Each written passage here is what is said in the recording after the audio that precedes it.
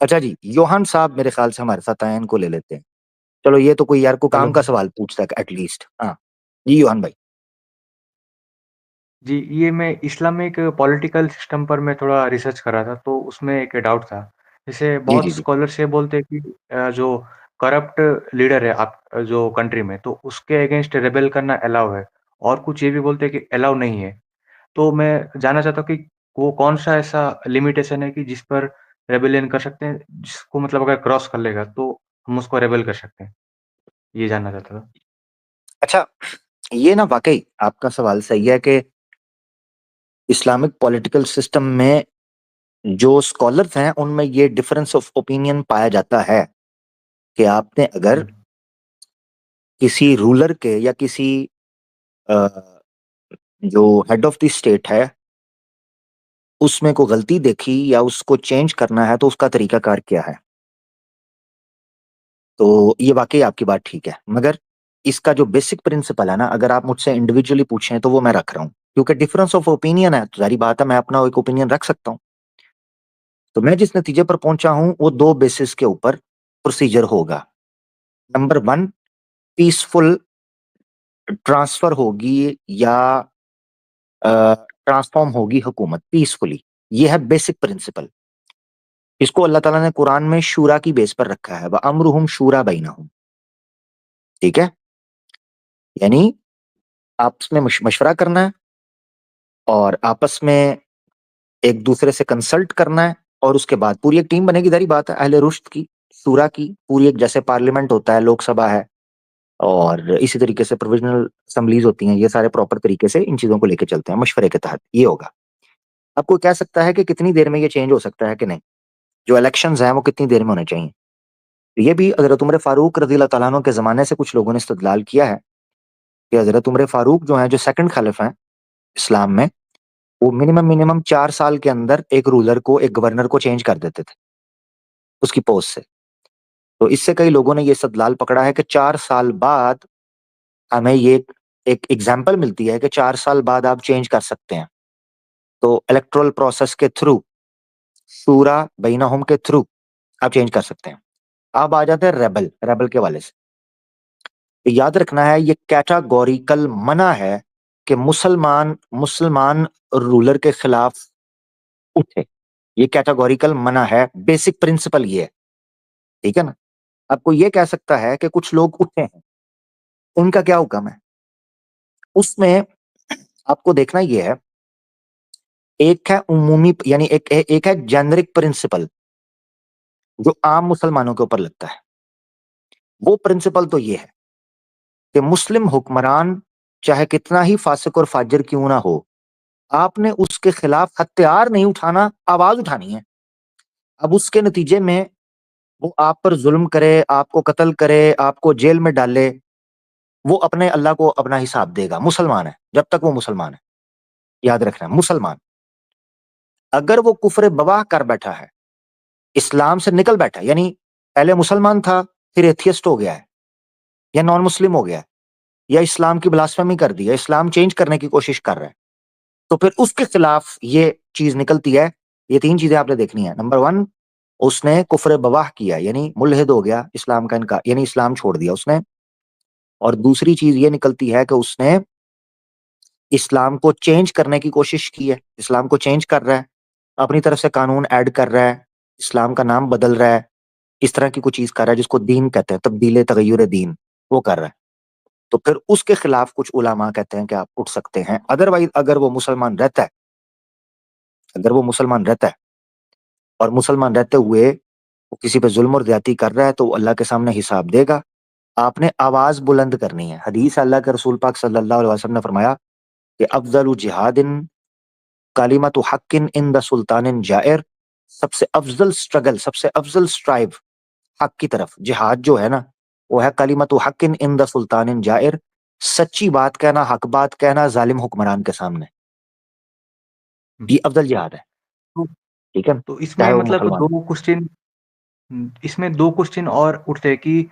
First ये कि क्या इससे हम ये नतीजा निकाल सकते हैं कि इस्लाम ये डिक्टेटरशिप को थोड़ा उस पर थोड़ा ज़्यादा इंक्लाइन है? और सेकंड सवाल है कि जैसे अभी सीरिया में जो रिवोल्ट हुआ, नहीं तो नहीं अगर सॉरी, पहला क्या वो पूछा तो था? जुल्म पहला कर पहला क्या पूछा था? पहला मिस कर गया हूँ, वो क्या था? हाँ, इस्लामिक पॉलिटिकल सिस्टम थोड़ा डिक्टेटरशिप की ओर अलाइन नहीं करता, ये एक फर्स्ट सवाल था। और अच्छा सेकंड अच्छा, अभी सवाल रुक था जाओ, अभी कि रुक जाओ, क्या रुक जाओ, फिर एक एक ले लेते हैं ना, एक एक ले लेते हैं। आप क्या कह रहे हो हुँ, कि इस्लामिक पॉलिटिकल सिस्टम डिक्टेटरशिप की तरफ अलाइन जाता है, अलाइन उसकी करता है। तरफ अलाइन करता है, ये कह रहे हो? हाँ, मतलब कि अगर करप्ट लीडर अगर ज़ुल्म कर रहा है लोगों पर तो उसको क्यों सहेंगे? मतलब उसको हम ज़बरदस्त रिबेल भी कर सकते हैं ना। हम्म।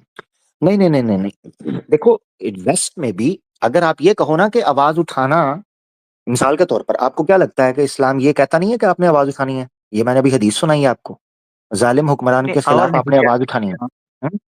नहीं हथियार का बात करो। तो नहीं अच्छा, अगर हथियार नहीं उठाएंगे तो दैट मीन्स वो डिक्टेटरशिप की, तो ये तो सारे वेस्ट में हो रहा है। वेस्ट में जो प्रोटेस्ट होता है उसको डेमोक्रेटिक प्रोटेस्ट माना जाता है। कोई इसको डिक्टेटर नहीं कहता। कोई कहता है हाँ, हथियार उठाना? नहीं। हाँ देखो, एग्जैक्टली exactly, आवाज उठाना is part of the protest, और दैट्स जेन्युइन प्रोटेस्ट।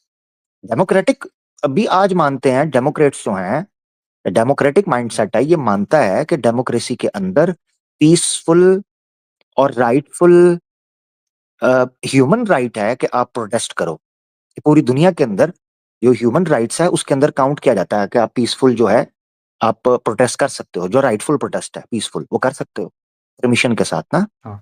तो अब नहीं वो अब कोई कह, कब को कह सकता है कि वो आवाज उठा रहे होते हैं, वो डंडे सोटे तो नहीं उठाते, लाठी तो नहीं उठाते, नहीं, नहीं तलवार वो तो पिस्टल तो नहीं उठाते, तो कोई डिक्टेटरशिप नहीं कहता। इसलिए ये बात नहीं है कि आपने सिर्फ हथियार उठाना है तो ही आप मानोगे कि डिक्टेटरशिप नहीं है, अदरवाइज तो फिर डिक्टेटरशिप होगी। ये बात ठीक नहीं है। अच्छा बाजा, सॉरी, अब सुन ले जरा, पहले उस पॉइंट को हल कर लें। इस्लाम में, हाँ, इस्लाम ने जो सिस्टम, पॉलिटिकल सिस्टम दिया ना, उस पर जो मैं समझ पाया हूं, मैं अपनी नाकिस राय रखता हूं, मैं गलत भी हो सकता हूँ, ठीक है? वो ये चीज हुँ, है कि इस्लाम ना तो डिक्टेटरशिप को प्रेजेंट करता है, और ना ही दूसरे किसी भी पॉलिटिकल सिस्टम जो आज चल रहे हैं उनको रिप्रेजेंट करता है।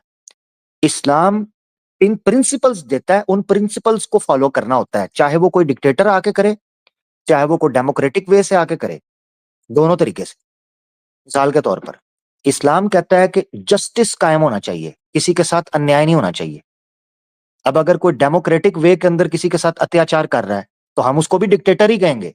जैसे हम नरेंद्र मोदी जो है उसको डिक्टेटर कहते हैं, वो डिक्टेटरशिप कर रहा है, वो हुँ, डेमोक्रेटिक वैल्यूज को डिस्ट्रॉय कर रहा है, कॉन्स्टिट्यूशन को वायलेट करता है, ठीक है ना, कम्युनिटीज को मार्जिनलाइज कर रहा है, हिंदू को एक्सट्रीमिस्ट बना रहा है, वोट बैंक को डिस्ट्रॉय कर रहा है। जो डेमोक्रेटिक स्टाइल में वोट बैंकिंग होनी चाहिए थी, वो उसने रिलीजियस एथनिसिटीज की बुनियाद के ऊपर एक्सट्रीमिज्म फैलाकर वोट बैंक को डिस्ट्रॉय किया हुआ है, इंडिया की यूथ को डिस्ट्रॉय करके रख दिया है, ठीक है ना? हुँ, तो ये चीज है। हुँ, तो इसीलिए इस्लाम का प्रोसेस क्या है पॉलिटिकल, इस्लाम कहता है कि अगर कोई डिक्टेटर आ गया और डिक्टेटर ह्यूमन राइट्स को वैल्यू कर रहा है, मॉरल वैल्यूज का ख्याल रख रहा है, जस्टिस कर रहा है, कोई बात नहीं। प्रॉस्पेरिटी फैल रही है, लॉ एंड ऑर्डर फैल रहा है, कोई बात नहीं। अगर वो 50 साल भी हुकूमत करे और जस्टिस करे, वो ज्यादा बेहतर है कि हर 2 साल बाद, 4 साल बाद हुकूमत बदल जाए और बेमार 4.5 और इकोनॉमी डिस्ट्रॉय हो जाए, बेड़ा गर्क हो जाए, ये बेहतर है। जस्टिस इज इंपॉर्टेंट, ये हमेशा याद रखना है। आपने जो गोल अचीव करना है वो सबसे ऊपर है, वो है प्रॉस्पेरिटी, हुँ, justice, human values, moral values, ठीक है ना, ह्यूमन फ्रीडम, इसको ऊपर रखेंगे ना। सिंपल हुँ, ये बात है। हुँ। अपॉर्चुनिटीज, नहीं, हाँ, ठीक वो है ना, हाँ, इक्वल अपॉर्चुनिटीज मिल नहीं रही वो हैं तो लोगों को। हम्म। नहीं, वो तो बात सही है जैसे पर अभी जैसे अभी सीरिया का जो अभी रिवॉल्यूशन जो अभी लेटेस्ट न्यूज़ में आया है, तो उसको हम्म। तो लोग मतलब सपोर्ट कर रहे थे कि वो रिवोल्ट होना चाहिए था और सही हुआ उसको। तो उसको आप वो कैसे उनके, देखेंगे मतलब? हाँ वो ग्लोबल पावर्स के इंटरेस्ट में है ऑब्वियसली, क्योंकि जो हुँ, रजीम का मेन बंदा है वो भाग के कहां पर गया है, तो जारी बात है वो करेंगे। याद रखें, हुँ, याद रखें, जब रशिया जो है उसको धकेल के पीछे फेंका था, उस रिवॉल्ट को भी एक वक्त तक इन्होंने सपोर्ट किया था अमेरिकन पावर्स ने। सीएनएन भी उतर हुँ, गया, बीबीसी भी उतर गया, ऐसा उनको हीरोइक किस्म का दिखाया था तालिबान को। तब तो उनको तालिबान की दाढ़ियां बड़ी पसंद आ रही थी, तब तो उनकी दाढ़ियों में उंगलियां फेर फेर के कहते थे वाह, उनकी पगड़ियां पहन पहन के तस्वीरें खिंचवाते थे 1980s में। मगर फिर यही वही लोग थे जिनको उन्होंने टेररिस्ट कहना शुरू कर दिया 90s के बाद, खास तौर पर 1992 के बाद, क्योंकि मुल्ला उमर ने डंडा दे दिया 2-2.5 साल के अंदर। वो बुक्स में लिखा हुआ है। तो जो जर्नलिस्ट थी, ब्रिटिश जर्नलिस्ट, उसने पोल खोल दिए। उसने कहा जितनी मार्केट थी यूरोप के अंदर जो ओपियम जाता था, मुल्ला उमर ने 2.5 साल के अंदर बेड़े गर्क करके रख दिया। इनको मजबूरन ईरान के अंदर कॉन्फ्लिक्ट पैदा करना पड़ा, ठीक है ना। मजबूरन करीब के जो एरियाज थे उनमें कॉन्फ्लिक्ट पैदा करना पड़ा ताकि यहाँ वो मार्केट उगाएं। एग्रीकल्चर लैंड चाहिए थे, ठीक है। तो ये उनके लिए बन गए। इसका मतलब ये है, याद रखना चाहिए आपको, ग्लोबल पावर्स किस चीज को लाइमलाइट में लेते हैं, किस चीज को हीरोइक तौर पर पेश करते हैं, हमारा हमारा एतमाद उठ चुका हुआ है। खास तौर पर 1980s के बाद से जो सोवियत यूनियन की वॉर्स चल रही हैं, उसमें जो चेंज आई है ना, जो ट्विस्ट आते थे इनके, कि एक बंदे को सुबह ये हीरो कह रहे हैं, रात को उसको विलन कह रहे हैं, एक बंदे को सपोर्ट करने के लिए, तो हमें साफ पता चल गया ये जनाब इनकी ये कोल्ड वॉर थी, नरेटिव की वॉर्स थी। जो इनके इंटरेस्ट में आता था उसको ये सपोर्ट करते थे और नहीं करते थे, जिनको इनका दिल करता था उसको नहीं करते थे, ठीक है। इतनी सी बात है। तो ये आज कह रहे हैं जी वो उसका इंटरव्यू ले लिया उस बंदे का, और और उसने बड़ा ओपनली कह दिया कि भाई सबको इक्वल राइट्स मिलेंगे, सबको ये हक मिलेगा, सब बात करें, सब तरीके से चलें। ऑब्वियसली वो कहेगा, क्योंकि उसको मैंडेट हासिल करना है, उसको ऑथेंटिकेशन चाहिए वेस्टर्न वर्ल्ड से। वेस्टर्न वर्ल्ड से ऑथेंटिकेशन तब मिलेगी जब आप यूएन के साथ पूरी तरीके से हाथ मिलाएंगे। और पूरे तरीके से हाथ मिलाने के लिए आपको यह भी बोलना पड़ेगा कि हम एलजीबीटी क्यूज को भी राइट देंगे, ठीक है ना। तो आपको सब कुछ मानना पड़ेगा, अदरवाइज तो आपके ऊपर पाबंदियां रहेंगी। तो आप आपके साथ इकोनॉमिक, अभी तो इस वक्त सीरिया को, इंस्टेंटली सीरिया को जिस चीज की जरूरत है वो है रेवेन्यू फंड्स। डेवलपमेंट के लिए बजट चाहिए, हेल्थ के लिए बजट चाहिए, फूड के लिए बजट चाहिए, एजुकेशन के लिए बजट चाहिए। वो तब तक नहीं मिल सकता जब तक सीरिया अपने आप को थाली के अंदर रखकर पेश नहीं करेगा वेस्टर्न पावर्स के सामने। और वो रखने के लिए उसको जाना पड़ेगा। याद रखें, पाकिस्तान जब आजाद हुआ था और इंडिया जब आजाद हुआ था, इन दोनों के सामने कैंप्स रखे गए थे, ठीक है ना। 1947 में इंडिया के सामने भी ऑप्शन थी, या आप अमेरिका के कैंप में जाएं या आप उधर सोवियत यूनियन के कैंप में जाएं। यही कैंप्स पेश किए गए थे पाकिस्तान को भी। इंडिया ने बड़ा स्मार्ट प्ले किया और इंडिया ने खुद को किसी भी कैंप के साथ हिस्सा नहीं बनाया। उसने कहा हम नेशनल इंटरेस्ट को प्रेफर करेंगे, हम अपनी पॉलिसीज को by the passage of time अपने नेशनल इंटरेस्ट के साथ देखेंगे। अगर इंटरनेशनल इंटरेस्ट हमारे नेशनल इंटरेस्ट के साथ कॉन्फ्लिक्ट करता हुआ, हम उस कैंप से विड्रॉ कर जाएंगे। ये बड़ी स्मार्ट मूव थी। मगर पाकिस्तान, जारी बात है, जिन लोगों के थ्रू हैंडल हो रहा था जो सारे मामला थे, उन्होंने एक कैंप इख्तियार किया, अमेरिका। लियाकत अली खान, जो मोहम्मद अली जना साहब के जाने के बाद पहली दफा वो जो नेशनल वैक्यूम था उसको पूर करने के लिए वो बंदा आया, लियाकत अली खान, उसको शूट कर दिया लियाकत बाग के अंदर। 2-3 गोलियां मारी, आज भी यूट्यूब के ऊपर उसकी रिकॉर्डिंग मौजूद है, तकरीर करते हुए डस डस डस उसको शूट कर दिया। कुछ लोग कहते हैं सोवियत यूनियन के लोग थे जो अफगानिस्तान से आए थे, काम डाल के निकल गए, ठीक है। तो ये अब किसी भी नेशन को आजाद होने के बाद बड़ी पावर्स ऐसे देख रही, जैसे गिद्ध नहीं होते, गिद्ध वल्चर्स होते हैं। गिद्ध कभी भी इन छोटे थर्ड वर्ल्ड कंट्रीज को अपनी एक इन्वेस्टमेंट के, एक लैंड के तौर पर देखते हैं। वो एक नेशन के तौर पर नहीं देखते, वो लैंड के तौर पर देखते हैं। तो जैसे ही कोई मुल्क टूट के गिरेगा, उसको आजादी का नारा दे दो, उसको एजुकेशन का नारा दे दो, उसको मॉडर्निज्म का नारा दे दो, उसको लिबरलिज्म का नारा दे दो, उसको जनाब फलां फलां फलां, वो सारा इस तरह देखेंगे। वो पैसा फेंक के अपने अंदर लेकर आएंगे, अपनी इंडस्ट्री अंदर घुसाएंगे। इराक के साथ क्या हुआ? यही लोग 2003 के अंदर सद्दाम के गिरने के ऊपर इन लोगों ने जश्न, उन्होंने आके बिठाया 2003 के अंदर। किधर है इराक, किधर है लीबिया? लीबिया के लोग भी खुश थे, रोडों पर निकले थे। मैं नहीं कह रहा आजादी, ये बशारुल असद को बड़ा अच्छा आदमी था या ये था, मैं तो ये पॉलिटिकल मामलात के अंदर मैं तो इन्वॉल्व भी नहीं होता, इंटरेस्ट भी नहीं है, सीधी बात है। मगर सवाल ये है कि दिस इज द टाइम जब किसी नेशन को ये डिसाइड करना होता है कि उन्होंने अपने अगर अगर अगर वो नेशनल बेसिस के ऊपर पॉप अप हो रहे हैं तो फिर उनको चाहिए वो अपने नेशनल इंटरेस्ट को देखें। That's practical, purely rational. मैं इस्लामिक पॉइंट ऑफ व्यू से भी बात नहीं कर रहा। अगर सीरिया को लगता है हुँ, कि उन्होंने अलहदा अपना को मकाम बनाना है तो जारी बात है उनको उस पॉलिसी पर चलना पड़ेगा कि अपने नेशनल इंटरेस्ट को सामने रखें, ना कि इंटरनेशनल पावर्स को या ग्लोबल पावर्स को देखते हुए अपने किसी कैंप को इख्तियार करें, वरना वैसे ही लटक जाएंगे जैसे पाकिस्तान लटका हुआ है आज, कुछ कर ही नहीं सकता। हुँ, ठीक है ना, ये चीज है। तो इस तब तब तक उस आजादी का, उन चीजों का फायदा नहीं होता, उस रिवॉल्ट का फायदा नहीं होता। इसमें कोई शक नहीं है कि बड़ी अचीवमेंट है, इसमें कोई शक नहीं, हुँ। बड़ी अचीवमेंट नहीं है अगर हम एक लंबे अरसे से हटना। हुँ, हम्म, हाँ, मगर उसका जैसे फिर अगर फायदा तो मतलब हम जैसे हम हाँ हाँ श्रीलंका का भी एग्ज़ाम्पल अगर देख लें, तो जो बुद्धिस्ट ने उनका जो गवर्नमेंट था, तो वो बहुत करप्शन किया, फिर जो श्रीलंका का इकोनॉमी आप देखोगे तो पूरा डूब ही गया था मतलब 2020 में, फिर उन्होंने उसके खिलाफ रिवोल्ट कर दिया। तो वो भी हाँ हाँ। ऐसे एग्ज़ाम्पल है कि अगर हम उससे ये देखें कि अगर आवाज़ बुलंद करने से काम नहीं हो रहा है, तो फिर फ़ोर्स ही यूज़ करना पड़ेगा, मतलब यही एक लेसन मिलता है हमको।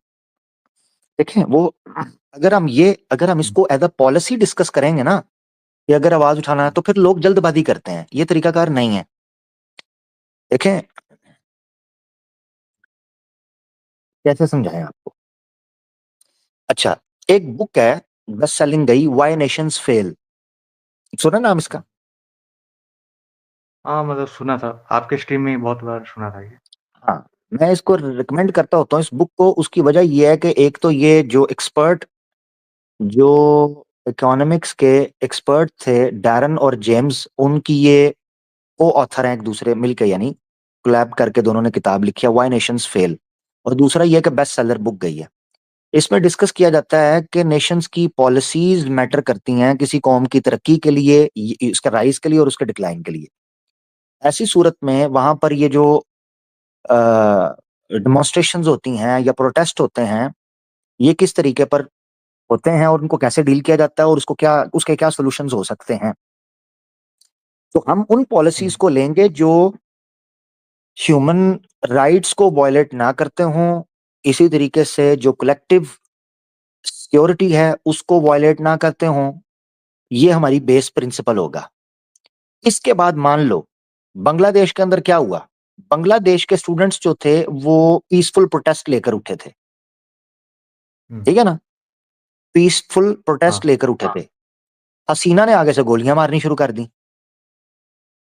वो पीसफुल प्रोटेस्ट जो है हुँ, वो एक वायलेंट प्रोटेस्ट के अंदर ट्रांसफॉर्म हो गया और जस्टिफाई होना शुरू हो गया, लिहाजा पूरा मुल्क बाहर निकल आया, हसीना को भागना पड़ गया। तो शुरुआत का जो बेसिक प्रिंसिपल है ना आपका, वो यही रहना चाहिए कि हमने हथियार नहीं उठाना, हमने पीसफुल रहना है, हमने पीसफुल रहना है। हुँ। ये हमारी बेस है, तो अगर इस्लामिक भी ऊपर और से अगर डेमोक्रेटिक भी। अगर हम्म। हम तो पीसफुल रहेंगे, पर वो जो अपोज़िशन मतलब गवर्नमेंट है, तो वो हम पर फ़ोर्स यूज़ करेगा, तब क्या करेंगे? तो फिर हमको भी करना पड़ेगा वो ना? तो नहीं, वो जब तक कॉन्स्टिट्यूशनल वैल्यूज, कोर्ट मौजूद है, आप कोर्ट का दरवाजा खटका सकते हैं। कोर्ट अगर आपकी बात नहीं सुन रहा है तो फिर तो एस्केलेट हो जाएगी ना, फिर तो आपके हाथ से निकल जाएगी। ये जो आप पता कौन सी इमरजेंसी की बात कर रहे हो जिसमें आपको भी नहीं, कोई लीडर ही नहीं होता। बांग्लादेश में कोई लीडर नजर आया आपको? कोई भी नहीं था। हुँ, लीड कौन कर रहा था? कोई भी नहीं, वो तो अरेस्ट किए थे उसने। हुँ, तो जितने स्टूडेंट्स थे वो ऑन देयर ओन पब्लिक में निकले हुए थे। क्यों? क्योंकि जब खुदा ना खास्ता सिविल डिसओबीडियंस शुरू होती है ना, फिर लीडर नहीं होता। कौमें तबाह, नेशंस जो होती हैं वो तब डिक्लाइन की तरफ जाती हैं जब वैक्यूम पैदा होता है लीडरशिप का। यही हमें अफसोस होता है कि ये जो ग्लोबल पावर्स हैं, खास तौर पर जो सीआईए लेड ऑपरेशंस होते हैं, इनके जो हिटमैन्स होते हैं, उनका सबसे खतरनाक मामला ये होता है कि ये किसी नेशन को लीडरलेस करते हैं। जब आप किसी नेशन हाँ, को लीडरलेस कर देते हैं, उसका नतीजा निकलता है भगदड़। उस भगदड़ के अंदर आमो खास रगड़ा जाता है, हर आदमी जो है वो उसका बेड़ा गर्क, फिर हुँ, कोई गाइड करने वाला नहीं होता। ठीक है, आगे हुँ, बढ़ते हैं। तो ये चीज है, इसीलिए हम कहते हैं पर पाकिस्तान हो या पर इंडिया हो, ये हम नेशंस हुँ, जो इंडिया और पाकिस्तान है ना, हम लोग वायलेंट प्रोटेस्ट अफोर्ड नहीं कर सकते। इसीलिए इंडिया की गवर्नमेंट हो या पाकिस्तान की गवर्नमेंट हो, उनको चाहिए कि लोगों को पीसफुल प्रोटेस्ट करने दें, टेबल टॉक के जरिए चीजों को डिस्कस करें, लोगों को प्रवोक ना करें, चाहे वो कोई रिलीजियस कम्युनिटी हो या कोई पॉलिटिकल कम्युनिटी हो। कभी भी एहतजाज का रास्ता बंद ना करें बाय फोर्स, उनको करने दें। बात करने आए हैं, हुँ, बात करके निकल जाएंगे। कानून का रास्ता मौजूद है, वो उसको इख्तियार कर लेंगे। हुँ, क्योंकि हम लोग अफोर्ड नहीं कर सकते, हम इकोनॉमिकली ना इंडिया ना पाकिस्तान, तो बिल्कुल भी नहीं। इंडिया भी ग्रो कर रहा है, उसके हक में ही नहीं है कि वहां पर रिलीजियस कम्युनिटीज या कोई दूसरी माइनॉरिटीज प्रोटेस्ट शुरू कर दें और वो वायलेंट हो जाए, ये अफोर्ड ही नहीं हो सकता। लिहाजा ये दुश्मन होगा कोई इंडिया का, और इसी तरीके से दुश्मन होगा कोई पाकिस्तान का, जो ये काम खराब करने की कोशिश करे। बिल्कुल भी नहीं करना चाहिए। नहीं वो तो हाँ, इंडिया जी। पाकिस्तान में तो बात तो सही है, पर जो श्रीलंका में मतलब जो हुआ था वो तो मतलब बहुत ही बुरा हुआ था ना, मतलब उनका गवर्नमेंट की वजह से बहुत इकोनॉमी डाउन हो गया था, मतलब कि बहुत ही पॉवर्टी आ गया था, अगर श्रीलंका हाँ, का चले अगर वो तो, देखोगे तो। हाँ, हाँ, वो तो वही हुँ, मैं कह रहा हूँ कि देखो, एक तो चीज़ है आपके हाथ से निकल, मैंने इसीलिए कहा लीडरलेस हो जाते हैं ना। बांग्लादेश में कोई भी लीडर नहीं लीडर था। मतलब कि वो जो वहाँ का जो प्राइम मिनिस्टर था, उसके ही जो फैमिली वाले थे ना, वही सब बड़े-बड़े पोज़ीशन पर थे मतलब। तो अगर हम एग्ज़ैक्टली। वो कॉन्स्टिट्यूशनली भी उसको अगर हटाना चाहे तो भी वो नहीं हट सकता, और इकोनॉमी नहीं भी देखें, बहुत एक, बर्बाद हो रहा था पॉलिटिक्स की वजह से। हाँ तो ना, वही हमको फिर फोर्सफुली मेनली, उसको मेनली आपने किसी भी हुकूमत के इस्लामिक पॉइंट ऑफ व्यू से सुन ले, mainly Islamic point of view कहता है आपने प्रोटेस्ट करना है जुल्म के खिलाफ। ठीक है, हदीस मौजूद है, मैंने बता दिया, अफजलुल जिहादी कलिमतु हक्किन इंद सुल्तानिन जायर। ठीक है, हुँ, तो आपने प्रोटेस्ट करना है जब तक आपका राइट बनता है। उसके बाद मुसलमानों के लिए ये राय हो जाती है कि आपने जो कानून है उसका रास्ता इख्तियार करें, अगर आपको इंसाफ मिलता है ठीक है, वरना आप खामोश हो जाएं। आवाज उठाते रहें, मगर आपने हथियार नहीं उठाना जब तक हुँ। आपको आपके हकूक, बेसिक राइट्स हैं, वो आपको मिल रहे हैं और आपकी सेफ्टी है। हथियार नहीं आपने उठाना, ये तो क्रिस्टल क्लियर बात है। आगे बढ़ते हैं यार, काफी बात हो गई, ठीक है। तो याद रखें ये नेशंस ठीक है। और तरीके से, आपने इस्लामिक पॉइंट ऑफ व्यू कहा था वो मैंने दे दिया, आपने सीरिया को डिस्कस किया, उसमें भी जो मैं समझता था। ये सारी बातें जो मैंने इस्लाम के अलावा की है ना, इनकी कोई कोई ऑथेंटिक इतनी वैल्यू इसलिए भी नहीं है कि मैं, हमारे लिए पॉलिटिक्स इतनी ज्यादा, यानी नॉट पॉलिटिक्स, ये नेशंस जो जिस तरीके से कर रही हैं, ये हमारी डोमेन से बाहर की चीजें हैं। मैं पर्सनली फील करता हूँ कि इस्लामिक पॉइंट ऑफ व्यू मैं आपके सामने रख दूं, अगर आपको वो ठीक लगे ठीक है, अगर उस पर कोई इतराज हो तो फिर बात होगी, अदरवाइज नहीं। आगे बढ़ते हैं, ठीक है। जी, शुक्रिया जी, मैं इस पर देखूँगा और thank you, thank you, thank you so much, thank you so much. Yohan भाई दोस्तों हमारे साथ थे, और मुझसे इंस्टा पे रब्ता करो ना योहान, मैंने कहा था यार।